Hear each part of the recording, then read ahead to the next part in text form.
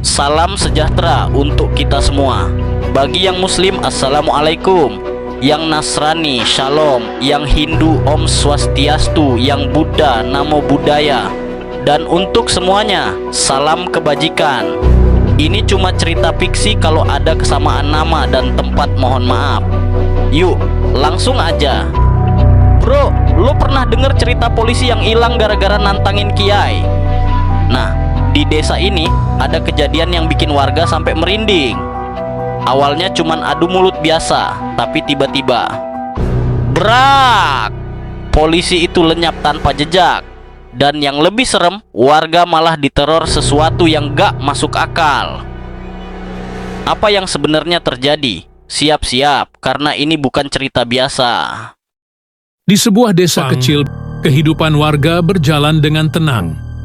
Pagi hari, petani berangkat ke sawah dengan cangkul di bahu, ibu-ibu menjemur padi di halaman. Sementara anak-anak berlarian riang di jalanan tanah yang masih basah oleh embun. Di tengah desa, berdiri sebuah pesantren sederhana, tempat para santri belajar agama di bawah bimbingan Kiai Umar, seorang ulama karismatik yang dihormati oleh semua orang. Namun, ketenangan itu mulai terusik sejak kedatangan kepala polisi Surya, seorang pria bertubuh tegap dengan sorot mata tajam dan kumis tebal yang membuatnya tampak semakin garang. Sejak ditugaskan di Jam, ia dikenal sebagai pemimpin yang keras dan sering bertindak sewenang-wenang. Warga mulai merasa resah karena polisi yang seharusnya melindungi mereka justru menjadi sosok yang menakutkan. Surya sering berkeliling desa dengan motornya yang bising, menegur orang-orang tanpa alasan yang jelas, dan yang paling membuat warga geram adalah kebiasaannya meminta pungutan liar. Mulai dari pedagang pasar, petani, hingga pemilik warung kecil, semua dimintai uang keamanan oleh anak buahnya. Tak ada yang berani melawan, karena siapapun yang membangkang akan diintimidasi atau bahkan ditangkap dengan alasan yang dibuat-buat. Tapi ada satu tempat yang tak bisa disentuh oleh Surya, pesantren Kiai Umar. Kiai Umar bukan hanya dihormati karena ilmunya, tetapi juga karena karismanya yang luar biasa. Setiap perkataannya didengar, setiap nasihatnya diikuti. Dan yang paling membuat Surya marah, Kiai Umar selalu mengajarkan para santri dan warga untuk berlaku jujur, tidak takut melawan ketidakadilan, dan tidak menyerah pada kesewenang-wenangan. Lama-kelamaan, banyak warga yang mulai berani menolak membayar pungutan liar. Mereka lebih memilih mendengarkan Kiai Umar daripada tunduk pada kepala polisi Surya. Hal ini membuat Surya geram. Ia merasa kewibawaannya terancam, merasa dihina di depan banyak orang. Dalam pikirannya, semua ini terjadi karena ajaran si kiai tua itu. Suatu malam, di kantornya yang penuh asap rokok, Surya berbicara dengan anak buahnya, Mat Kobar, seorang polisi berpangkat rendah yang selalu setia padanya. "Aku sudah muak dengan Kiai Umar," kata Surya sambil mengetuk-ngetukkan jarinya di meja. "Dia pikir siapa dia, ha?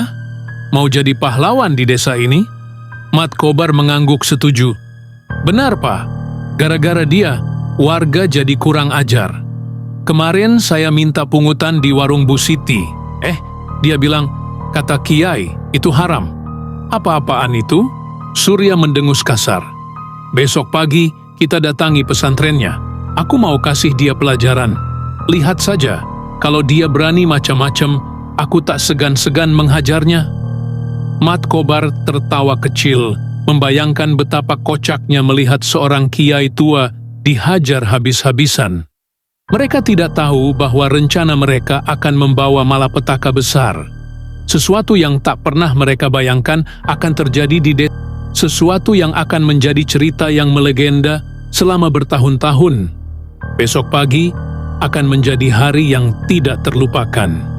Kejadian aneh terjadi, kutukan yang tak terduga. Angin semakin kencang berhembus, menyapu halaman pesantren dengan suara menderu yang membuat daun-daun kelapa berjatuhan.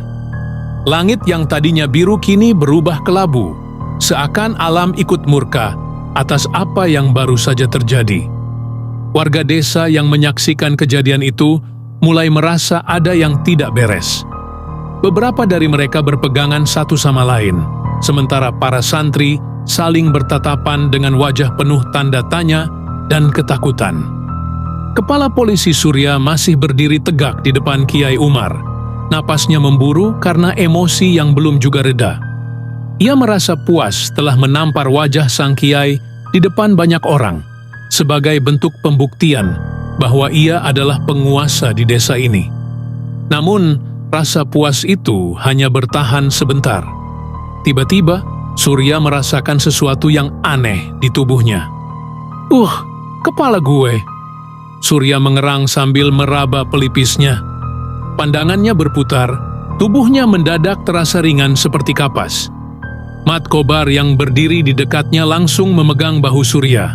Pak, kenapa? Surya menatap tangan Mat Kobar dengan mata membelalak.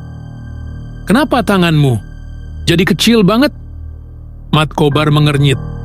Bukan tangan saya yang kecil, Pak, tapi kepala Bapak yang... Mat Kobar langsung terdiam. Wajahnya berubah pucat pasi.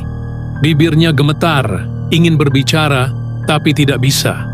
Perlahan, ia mundur selangkah, lalu 2 langkah, lalu 3 langkah, sebelum akhirnya langsung jatuh terduduk di tanah. Astagfirullah, kepala Pak Surya. Gumam salah seorang warga yang melihat dari kejauhan. Warga yang tadinya hanya menonton dari jauh kini mulai berebut maju, ingin melihat lebih dekat. Mereka menahan napas ketika melihat pemandangan yang tidak masuk akal. Kepala polisi Surya, sosok yang selama ini ditakuti, kini mengalami perubahan yang mengerikan. Kepalanya mulai berubah warna menjadi coklat tua, kulit wajahnya mengeras dan tertutup serat-serat kasar. Kumis tebalnya lenyap, digantikan dengan bulu-bulu halus seperti ijuk. Matanya membesar, lalu mengecil, sebelum akhirnya menghilang sepenuhnya. Mulutnya masih terbuka, mencoba berteriak, tetapi suara yang keluar hanyalah bunyi gemeretak aneh, seperti kayu yang dipukul. Dan dalam hitungan detik, kepala Surya berubah menjadi kelapa yang utuh. Besar, dengan serabut kasar yang masih menempel di tempurungnya. Tubuh Surya masih berdiri, masih mengenakan seragam polisinya yang gagah, tapi di atas pundaknya bukan lagi wajah manusia yang terlihat, melainkan sebuah kelapa besar yang seolah tumbuh dari lehernya. Semua orang membeku, hening. Lalu, "Kah!"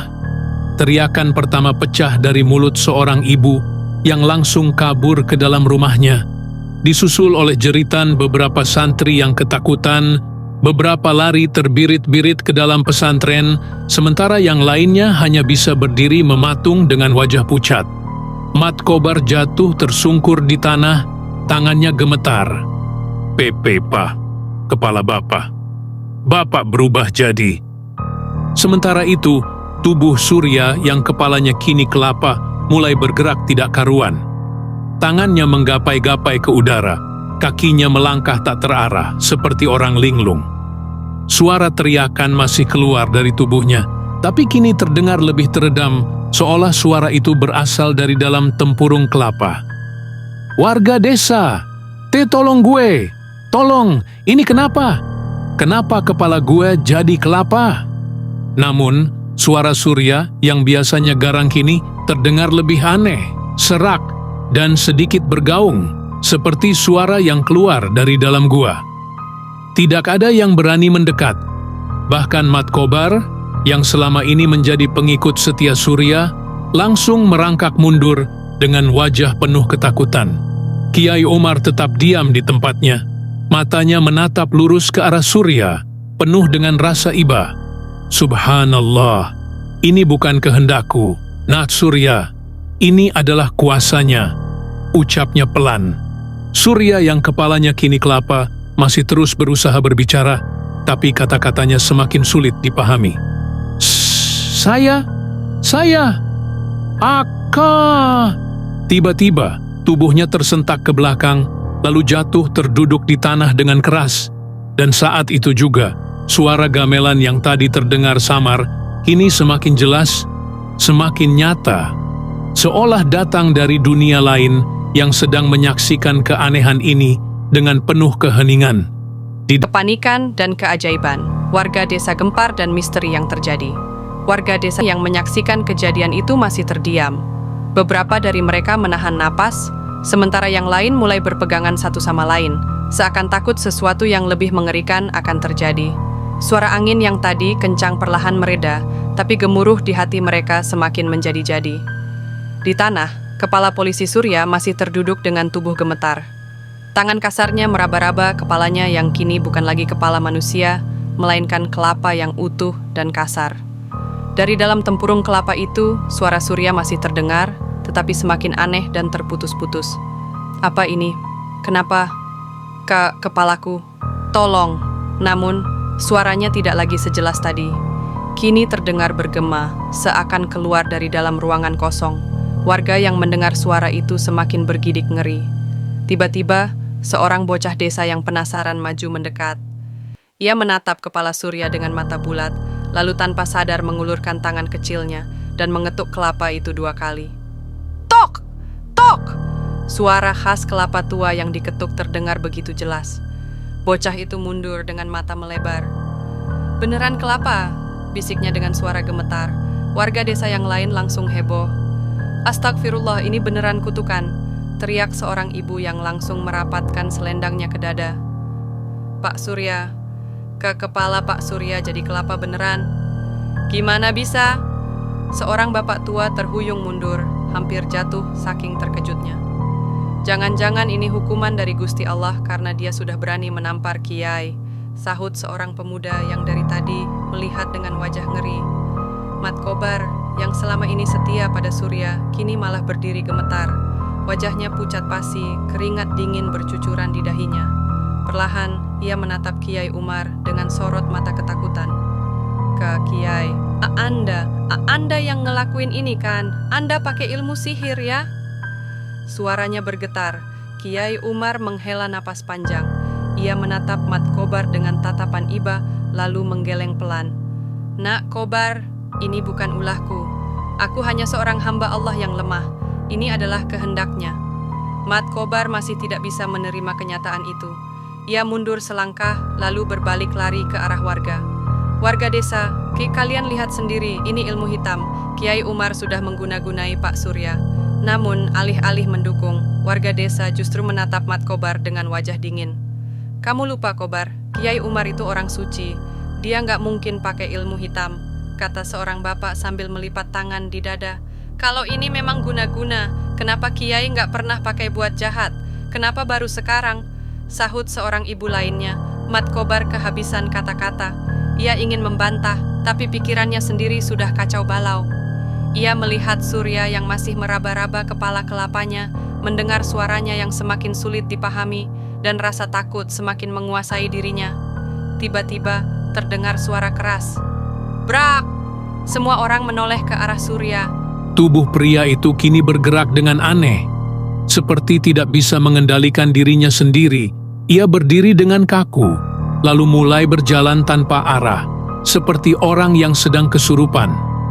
Langkahnya berat, seperti seseorang yang sedang menyeret beban besar di lehernya. Hei, Pak Surya! Mat Kobar mencoba mendekat, tapi Surya tidak merespons.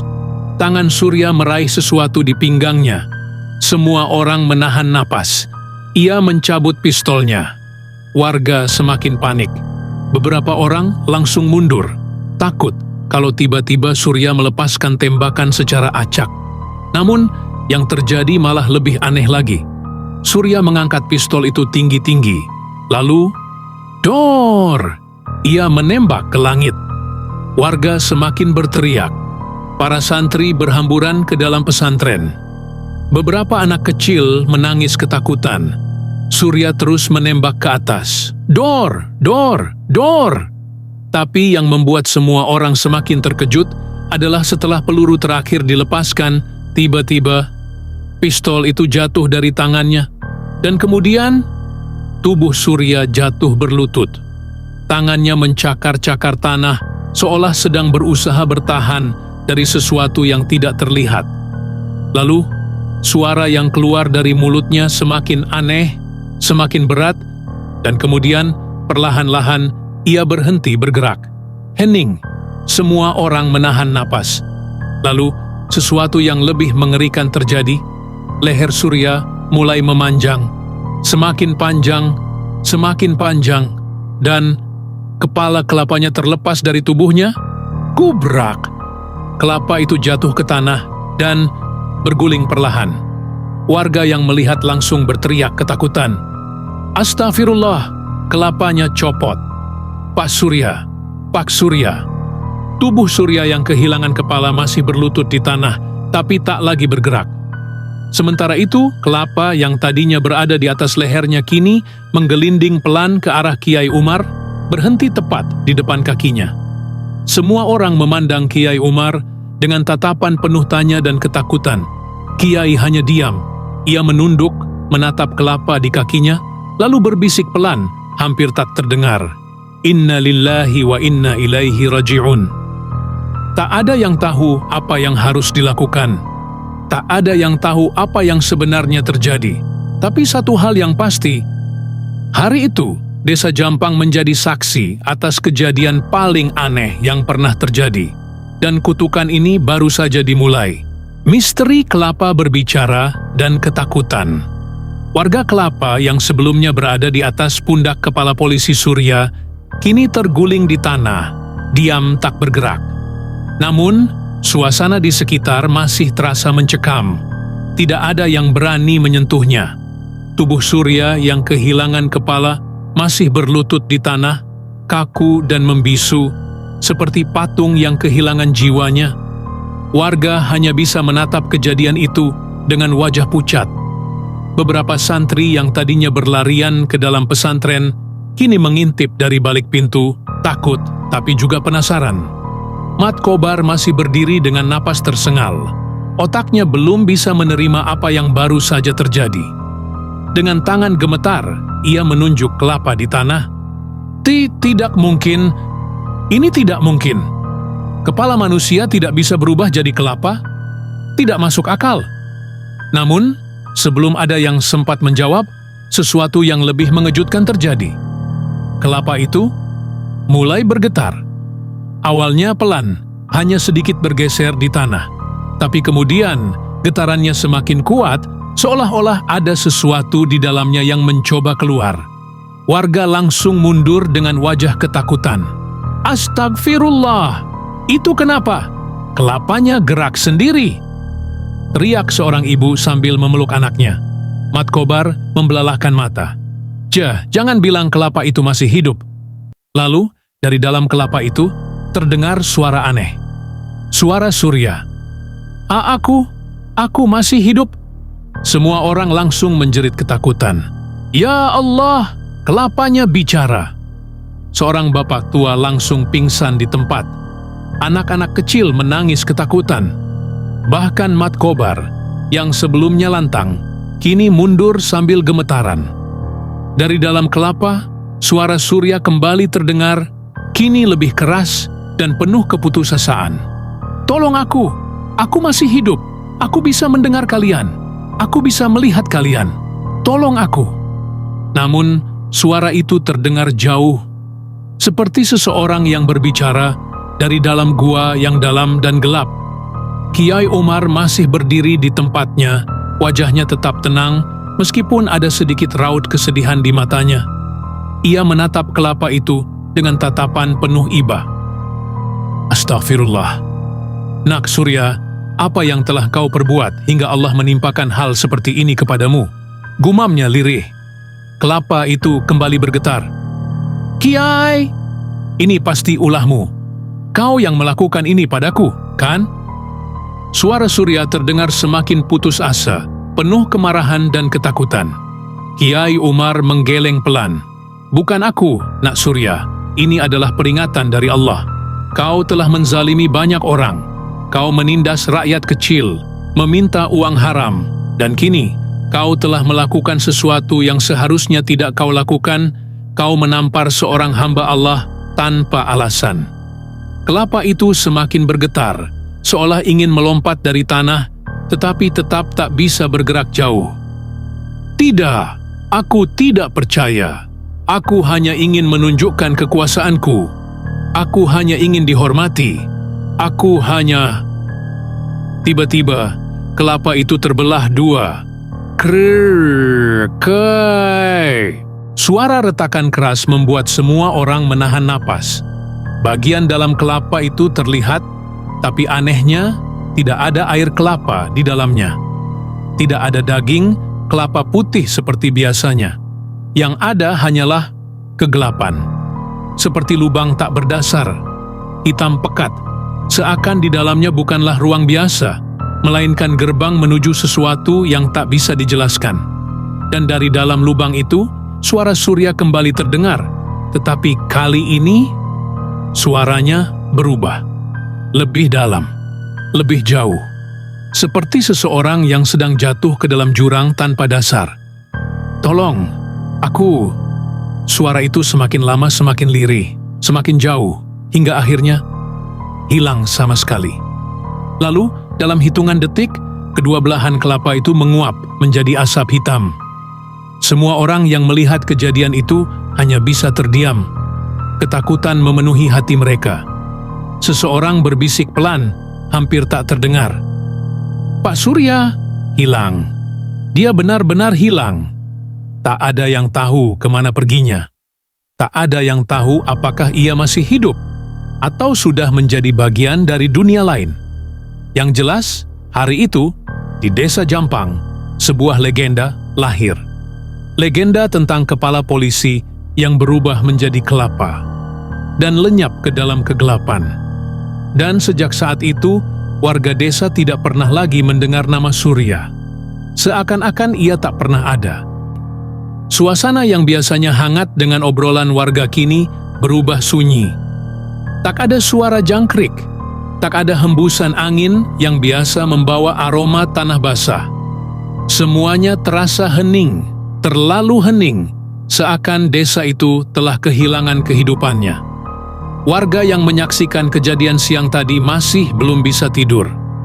Beberapa dari mereka memilih berkumpul di masjid, membaca doa-doa dengan suara gemetar, berharap kejadian aneh itu tidak membawa bencana lebih besar. Mat Kobar, yang biasanya paling berani, kini duduk meringkuk di depan rumahnya, menatap kosong ke arah jalan desa yang sepi. Bayangan kepala kelapa Surya yang terbelah, dan suara jeritannya yang menghilang ke dalam kegelapan terus terngiang di kepalanya. Tiba-tiba, suara langkah terdengar dari kejauhan. Tap, tap, tap. Mat Kobar tersentak. Ia menajamkan pendengarannya. Suara langkah itu semakin mendekat, tidak terburu-buru, tetapi ritmenya sangat aneh, seakan sesuatu yang berat sedang diseret di tanah. Pelan-pelan, Mat Kobar berdiri. Keringat dingin mulai bercucuran di dahinya. Dari mana suara itu? Gumamnya. Warga lain yang masih terjaga juga mulai merasakan keanehan itu. Mereka keluar dari rumah masing-masing, menatap jalan desa yang gelap. Lalu, mereka melihatnya. Sesosok bayangan berdiri di ujung jalan. Bayangan itu tinggi, tubuhnya besar, mengenakan pakaian polisi yang koyak. Tetapi, yang membuat semua orang membelalakkan mata bukanlah tubuhnya. Di atas pundaknya, bukan kepala manusia, melainkan sebuah kelapa tua. Kelapa itu utuh, dengan serabut yang lebih lebat dan kasar. Tapi kali ini, ada sesuatu yang lebih mengerikan. Kelapa itu memiliki dua lubang mata yang hitam pekat. Dan lebih mengerikan lagi, dari dalam kelapa itu terdengar suara. Aku belum selesai dengan kalian. Suara itu berat, dalam, bergema di seluruh desa, seperti suara dari dalam kubur. Warga yang melihat langsung berteriak panik. Astagfirullah, itu Pak Surya. Dia kembali. Beberapa orang langsung berlarian masuk ke rumah, menutup pintu dan jendela rapat-rapat. Mat Kobar jatuh terduduk, mulutnya menganga tanpa bisa berkata apa-apa. Sosok berkepala kelapa itu melangkah maju, perlahan. Setiap langkahnya menggetarkan tanah, seakan sesuatu yang jauh lebih besar sedang mengikutinya.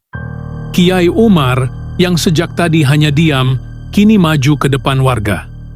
Dengan langkah tenang, ia berdiri di tengah jalan, menghadap langsung ke arah sosok itu. Sadarilah, Natsurya, kau telah melewati batas dunia ini. Kembalilah ke tempat yang seharusnya, kata Kiai Umar dengan suara dalam. Sosok berkepala kelapa itu terhenti. Kepala kelapanya sedikit miring, seakan sedang memperhatikan Kiai dengan seksama. Lalu, ia tertawa. Hahaha. Tawa itu menggema, membuat bulu kuduk semua orang berdiri. Kiai, suara itu semakin berat. Aku memang sudah tidak ada di dunia ini, tapi kutukanku belum selesai. Aku akan kembali, dan aku akan mengambil apa yang seharusnya milikku. Tiba-tiba, angin kencang bertiup.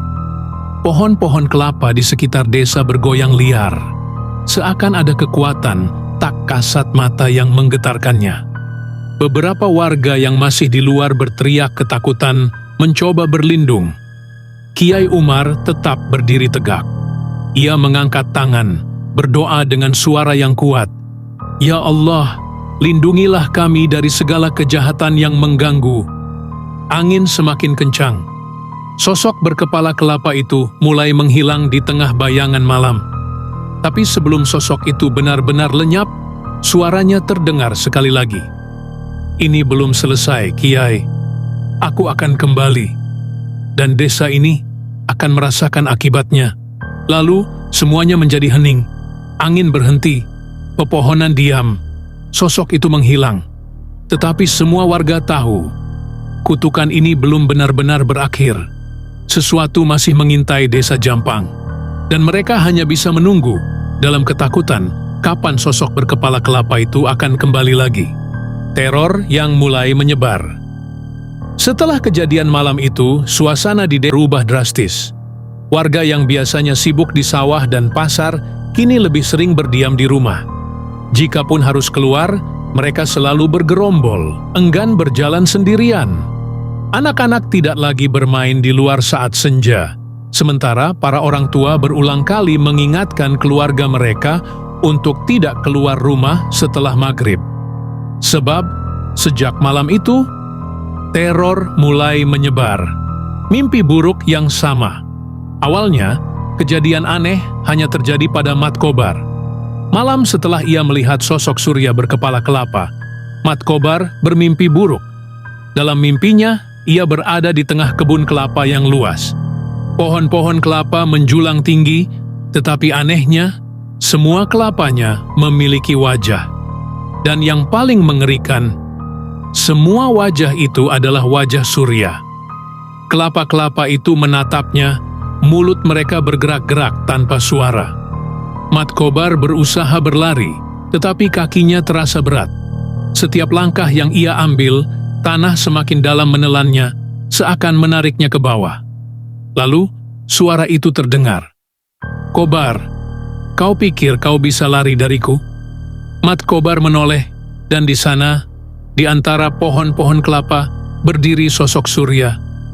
Masih dengan seragam polisinya yang koyak, masih dengan kepala kelapanya yang penuh serabut kasar. Tetapi kini, kelapa itu tidak lagi diam. Mulutnya tersenyum lebar. Mulut yang tidak seharusnya ada di kelapa itu menyeringai, penuh gigi tajam. Kau salah kalau mengira aku sudah pergi. Aku masih di sini, Kobar. Dan aku akan membawamu bersamaku. Tiba-tiba, dari dalam tanah, akar-akar hitam menjulur cepat, melilit tubuh Mat Kobar. Ia berteriak panik, berusaha melepaskan diri, tetapi semakin ia melawan, semakin kuat akar-akar itu menariknya ke bawah. Jangan, jangan ambil aku. Dan saat akar itu hampir menelannya sepenuhnya, Mat Kobar terbangun dengan teriakan keras. Seluruh tubuhnya basah oleh keringat. Nafasnya tersengal, dadanya naik turun dengan liar. Namun, sebelum ia bisa menenangkan diri, dari luar jendela rumahnya terdengar suara. Tok, tok, tok. Suara itu pelan. Suara seperti sesuatu yang diketuk. Atau lebih tepatnya, suara kelapa yang berguling perlahan di tanah. Mat Kobar langsung melompat dari tempat tidurnya, berlari ke arah jendela dengan tangan gemetar. Ia membuka tirai dengan cepat, dan di luar ada sebuah kelapa tua tepat di depan rumahnya. Diameter tidak bergerak, tapi Mat Kobar tahu kelapa itu tidak datang sendiri. Dan sejak malam itu, Mat Kobar tidak pernah lagi berani tidur sendiri. Teror yang semakin menyebar mimpi buruk itu tidak hanya dialami oleh Mat Kobar. Dalam beberapa hari, warga lain mulai mengalami mimpi yang sama. Mereka bermimpi dikejar oleh kelapa berkepala manusia. Mereka mendengar suara surya berbisik di telinga mereka saat tidur. Mereka merasakan ada sesuatu yang mengawasi mereka saat malam tiba. Dan yang paling menakutkan, setiap pagi setelah mengalami mimpi itu, mereka akan menemukan sebutir kelapa tua di depan rumah mereka. Kelapa itu diam, tapi kehadirannya cukup untuk membuat siapapun yang melihatnya merinding ketakutan. Apakah itu hanya kebetulan? Atau apakah itu pertanda bahwa surya benar-benar belum pergi? Desa yang mulai hancur oleh ketakutan, warga desa semakin takut. Beberapa dari mereka bahkan mulai mengungsi ke desa sebelah, berharap bisa terhindar dari kutukan ini. Yang tersisa di Jampang hanya mereka yang terlalu miskin untuk pergi, dan mereka yang masih berharap Kiai Umar bisa melakukan sesuatu. Di masjid, Kiai Umar semakin sering memimpin doa dan zikir bersama. Tetapi di hatinya, ia tahu ini belum berakhir. Surya masih ada di sini. Ia belum benar-benar pergi. Makin banyak warga mengalami mimpi buruk, dan keesokan harinya mereka menemukan kelapa tua di depan rumah mereka. Bahkan ada beberapa warga yang tiba-tiba jatuh sakit tanpa sebab. Mereka hanya mengigau di tempat tidur, tubuh mereka dingin seperti es, dan mulut mereka terus-menerus berbisik sesuatu yang membuat bulu kuduk merinding. Jangan biarkan aku masuk. Jangan biarkan aku masuk. Jangan biarkan aku masuk. Keadaan ini membuat banyak orang tak tahan lagi. Dalam waktu kurang dari seminggu, lebih dari separuh penduduk desa pergi meninggal. Namun, bagi mereka yang masih bertahan, harapan terakhir mereka hanyalah Kiai Umar. Ritual pemutusan kutukan Kiai Umar akhirnya mengambil keputusan besar. Ia mengumpulkan semua warga yang tersisa di masjid. Dengan suara tegas, ia berkata, "Kutukan ini harus diakhiri. Jika kita terus membiarkannya, desa ini akan hancur. Kita tidak bisa lari selamanya." Kiai Umar lalu meminta bantuan beberapa santri untuk menggali sebuah lubang besar di tengah desa. Lubang itu cukup dalam, cukup besar untuk menampung sesuatu. Dan sesuatu itu adalah kelapa-kelapa kutukan yang telah muncul di depan rumah warga. Setelah semua kelapa dikumpulkan di lubang itu, Kiai Umar memulai ritual pemutusan kutukan. Ia membaca ayat-ayat suci dengan penuh kekhusyukan, sementara warga yang tersisa ikut berdoa dengan hati yang pasrah. Namun, saat doa-doa itu dipanjatkan, angin kencang tiba-tiba berhembus. Langit yang tadinya cerah mendadak mendung. Petir menyambar di kejauhan, dan tanah di sekitar desa terasa bergetar. Lalu, terdengar suara tawa mengerikan. Hahaha. Kalian pikir bisa mengusirku semudah ini? Dari dalam lubang, kelapa-kelapa itu mulai bergerak sendiri. Beberapa di antaranya mengguling keluar, dan di antara mereka muncul satu kelapa yang lebih besar, dengan dua lubang mata yang menatap tajam ke arah Kiai Umar. Itu adalah kepala kelapa surya. Suara surya bergema di seluruh desa. Aku adalah bagian dari desa ini. Aku adalah bagian dari tanah ini. Kalian tidak bisa menyingkirkanku.